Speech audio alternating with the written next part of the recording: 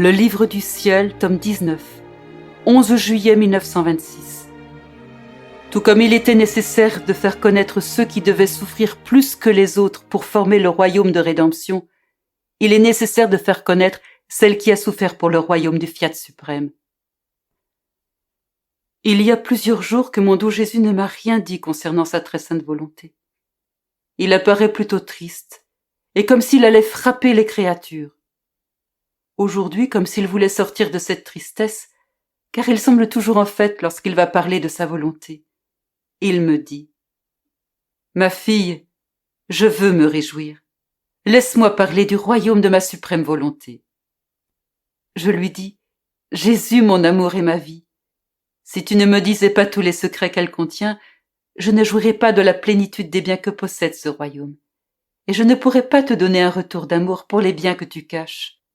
Je me sentirais malheureuse au milieu de tant de bonheur parce que mon je t'aime ne coulerait pas en tout ce que tu possèdes dans ce royaume. Ce je t'aime peut être petit, mais c'est celui de la fille, celle que tu aimes tant. » Et Jésus, reprenant mes propres paroles, me dit : « Ma petite fille, tu dis toi-même combien la connaissance est nécessaire. Elle est nécessaire pour toi plus encore que pour les autres. Tu dois savoir que pour former le royaume de rédemption, ceux qui se distinguèrent le plus dans la souffrance furent ma maman et moi. Et même si apparemment elle ne souffrit aucune des douleurs que connurent les autres créatures, à l'exception de ma mort que tous ont connue et qui fut le terrible coup fatal pour son cœur maternel, et plus grand que la mort la plus douloureuse puisqu'elle possédait l'unité de la lumière de ma volonté qui perça son cœur, non seulement des 7 glaives rapportés par l'Église, mais de tous les glaives des péchés et des souffrances des créatures qui martyrisaient terriblement son cœur maternel. Mais cela n'est rien encore. Cette lumière lui apportait toutes mes souffrances, mes humiliations, mes tourments, mes épines, mes clous et les souffrances les plus intimes de mon cœur. Le cœur de ma maman était le vrai soleil. Personne ne peut voir cette lumière, mais elle contient tous les biens et tous les effets que la terre reçoit et possède, et l'on peut dire que la terre est enclose dans ce soleil. Il en est de même pour la reine souveraine.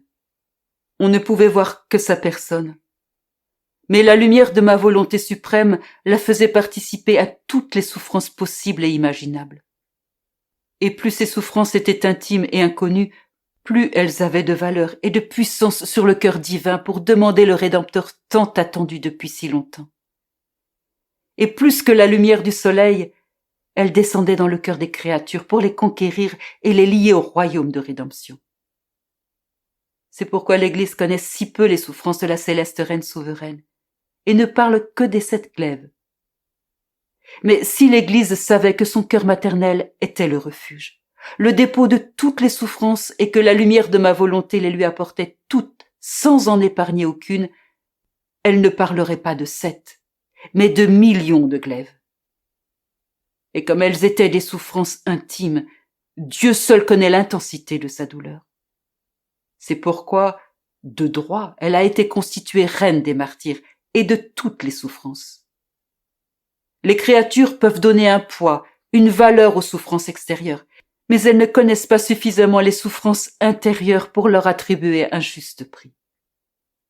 Pour pouvoir former dans ma maman premièrement le royaume de ma volonté, puis celui de la rédemption, tant de souffrances n'étaient pas nécessaires. Car étant sans péché, l'héritage des souffrances n'était pas pour elle. Son héritage était le royaume de ma volonté. Mais afin de donner le royaume de rédemption aux créatures, elle a dû se soumettre à toutes ces souffrances. Ainsi les fruits de la rédemption ont mûri dans le royaume de ma volonté possédé par moi et ma maman. Il n'est rien de beau, de bon et d'utile qui ne vienne de ma volonté. Mon humanité était unie à la reine souveraine qui demeurait cachée en moi dans mes souffrances, mes douleurs, et c'est pourquoi on les connaît très peu. Mais quant à mon humanité, il était nécessaire que l'on sache combien j'ai souffert et combien j'ai aimé. Sans cela, je ne pouvais pas former le royaume de rédemption. La connaissance de mes souffrances et de mon amour est un aimant, une incitation et une lumière pour attirer les âmes vers les remèdes et les biens que contient le royaume. La connaissance de ce que m'ont coûté leurs péchés et leur salut est une chaîne qui les relie à moi et prévient leurs péchés. Si les créatures n'avaient rien connu de mes souffrances et de ma mort, ignorant combien leur salut m'a coûté, aucune n'aurait pensé à m'aimer et à sauver son âme. Tu vois alors combien il est nécessaire de faire connaître tout ce qu'a fait et souffert celle qui a formé en elle un bien universel pour le donner aux autres. Ma fille, tout comme il était nécessaire de nous faire connaître et combien il nous en a coûté de former le royaume de rédemption, il est maintenant nécessaire de faire connaître celle qu'a choisie ma paternelle bonté pour former premièrement en elle le royaume du Fiat suprême puis sa transmission aux autres. Tout comme la rédemption a été formée premièrement entre moi et ma céleste maman avant d'être connue par les créatures, il en sera ainsi pour le Fiat suprême. Il est par conséquent nécessaire de faire connaître combien ce royaume de ma volonté me coûte et que pour rentrer à nouveau dans ce royaume qu'il avait perdu, je devais sacrifier la plus petite de toutes les créatures, la garder clouée au lit durant plus de 40 années sans la pleine lumière du soleil accordée à tout le monde. Son petit cœur a été le refuge de mes souffrances et de celles des créatures. Combien elle les a aimées, défendues et a prié pour elles. Combien de fois elle s'est offerte elle-même pour recevoir les coups de la divine justice et défendre ses frères. Et combien elle a souffert de mes privations, son petit cœur martyrisé lui faisant subir une mort continuelle. En fait, comme elle n'a pas connu d'autre vie ni d'autre volonté que les miennes, toutes ces souffrances opposaient les fondations du royaume de ma volonté. Et comme des rayons de soleil, ont fait mûrir les fruits du Fiat suprême. Il est par conséquent nécessaire de faire connaître combien ce royaume nous a coûté à toi et à moi, afin que les créatures puissent savoir combien je désire qu'il leur appartienne, que son coup leur en fasse connaître la valeur, qu'elles puissent l'aimer, aspirer à y entrer pour vivre dans le royaume de ma suprême volonté.